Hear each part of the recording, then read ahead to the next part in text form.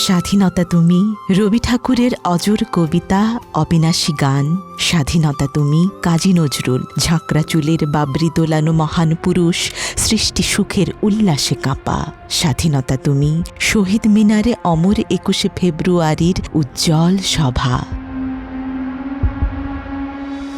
১৯৪৭ সাল দ্বিজাতি তত্ত্বের ভিত্তিতে ভারত ভাগ হল, জন্ম নিল পাকিস্তান। কিন্তু রাষ্ট্র গঠনের আগেই শুরু হয়ে গিয়েছিল আরেক বিতর্ক, ভাষার বিতর্ক। করাচিতে ২৩ ফেব্রুয়ারি ১৯৪৮ সালে ন্যাশনাল অ্যাসেম্বলিতে যিনি স্পষ্ট ভাষায় দাবি তোলেন বাংলাকে রাষ্ট্রভাষা করা হোক, সেই মানুষটির নাম ধীরেন্দ্রনাথ দত্ত। ধীরেন্দ্রনাথ দত্তই সর্বপ্রথম বাংলা ভাষাকে রাষ্ট্রভাষা করার দাবি তুলেছিলেন। ধীরেন্দ্রনাথ দত্তের সেই দাবি পাকিস্তান পার্লামেন্টে প্রত্যাখ্যাত হয়।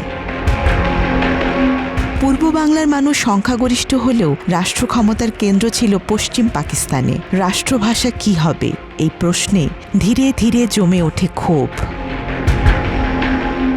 মাতৃভাষার পরিবর্তে অন্য কোনো ভাষাকে রাষ্ট্রভাষারূপে বরণ করার চাইতে বড় দাসত্ব আর কিছু থাকিতে পারে না, কথা লিখল তৎকালীন পত্রিকা মিল্লাত। এই উচ্চারণই যেন ভবিষ্যৎ আন্দোলনের পূর্বাভাস।